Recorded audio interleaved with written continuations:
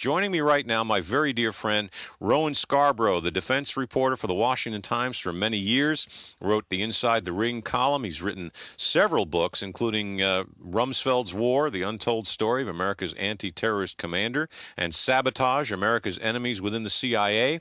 I'm now told, and this is news to me, Rowan, you graduated summa cum laude from the School of Journalism at the University of Maryland. I'm pretty smart, Jed. You just didn't catch on. Apparently.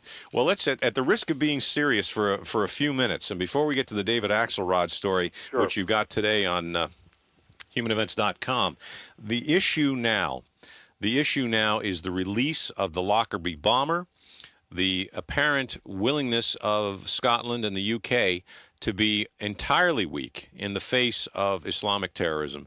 You have the Libyan diplomat being elected the president of the UN General Assembly. And in the meantime, we have the Democrats spinning around. We're condemning the CIA for having the audacity to plan to kill some al-Qaeda types. And now Eric Holder is saying, well, he's going to appoint the special prosecutor to look at the CIA interrogators. Is there anything we can do to accelerate our loss in this war that we're not doing?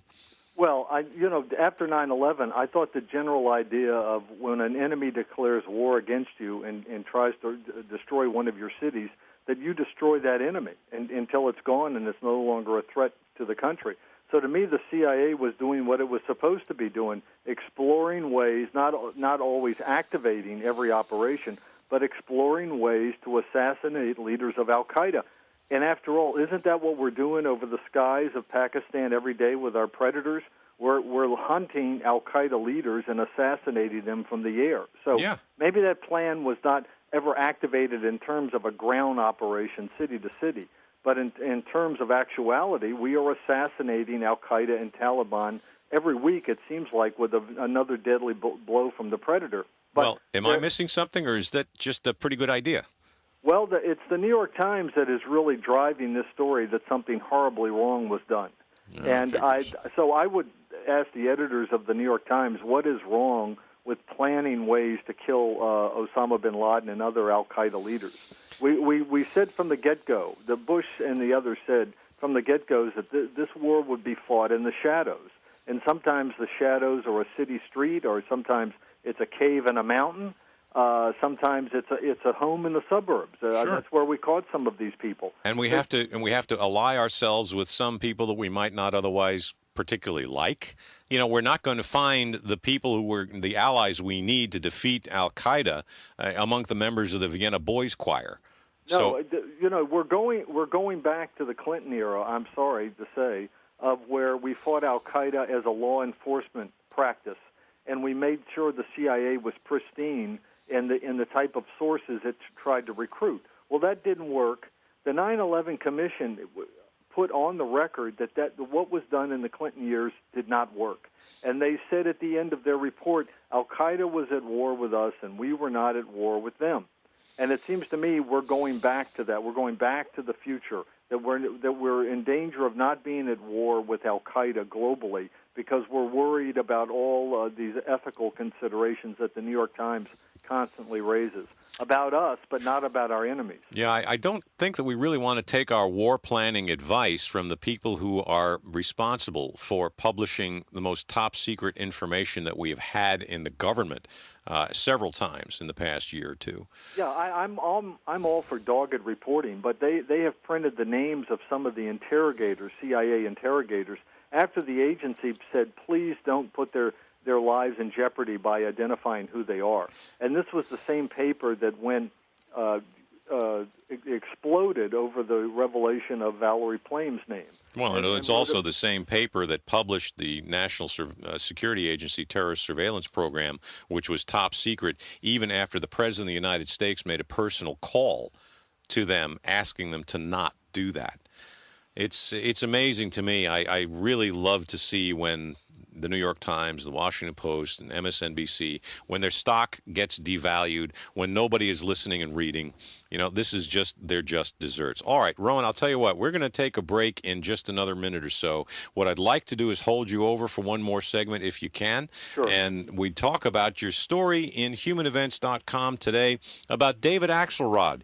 Give us just a little titillation about that. What is the president's advisor doing? Well, this is the closest advisor to the president day in, day out. He ran a huge public relations marketing firm in Chicago that he supposedly severed ties with, but it turns out that he's still, in a sense, on their payroll because they have to pay him installments of $3 million over the next 5 years.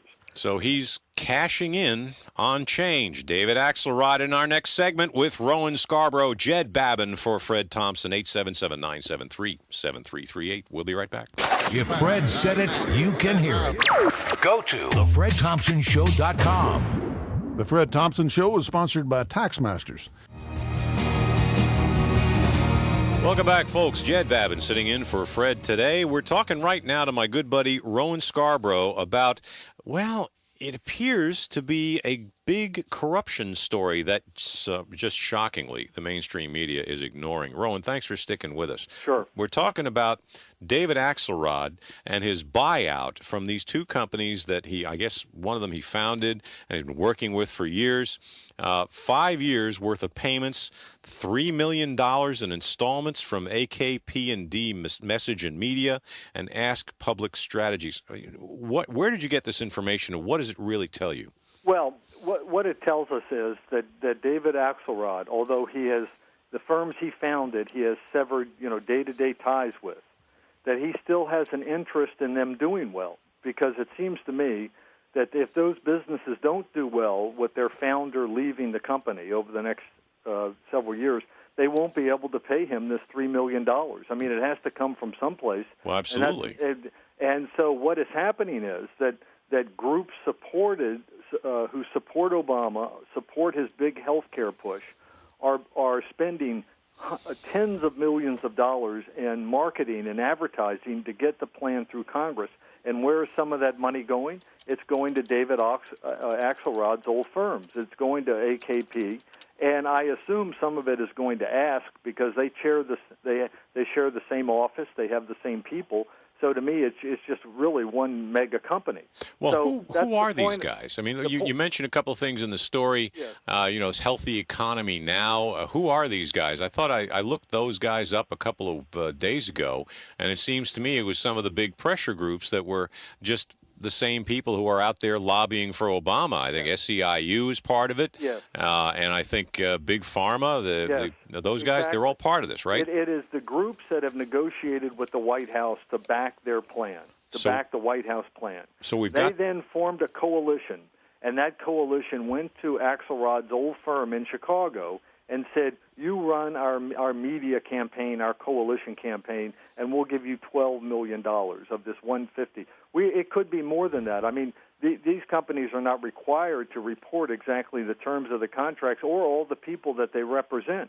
But the point of the article is that to say this doesn't help Axelrod, I don't think is true, because he is dependent on his former firms to remain financially healthy, so he gets paid over the next 5 years. So that's the point of the story. It's sort of how Washington works. I mean, if you're a coalition and you want to get something approved by Obama, what better place to throw your advertising campaign money than to Axelrod's old firm? It's just a great place to put it. It's where the people still remain who helped Obama get elected president. And surely Axelrod is going to know, who's with his old firm and who isn't. So you may not say, we can't say there's a quid pro quo. We can't say there's enough evidence to say Axelrod is bending people's arms to make them send the contracts to that company. But it is a slice of how Washington works, and people know where to put their money. But it's a little worse than that, though, isn't it? I mean, one of the things you report, and reflecting a Bloomberg News report, is that Axelrod, while the money is rolling in, he's still talking to some of his former partners about their work, right? Exactly. So it's not as if he's severed all ties. Not only is he getting money from the firm, but he talks to them about how they are representing the Democratic Party, for example. his son still works at the company, so it helps him. Plus, if you go to the company's website, you would not necessarily know that Axelrod has left. They have quotes from him at the top of some web pages. They have photographs of him, and they have a profile of him. So, I mean, come on. What's the message they're sending to prospective clients? Yeah. The top guy in the White House is still our de facto leader here in certain ways. You know what this reminds me of, and we heard about it all last year, and the folks in the White House were continually denying it. You know, James Carville and Stephanopoulos all talking with the Obama campaign in the middle of the fact that they were prominent people in the media.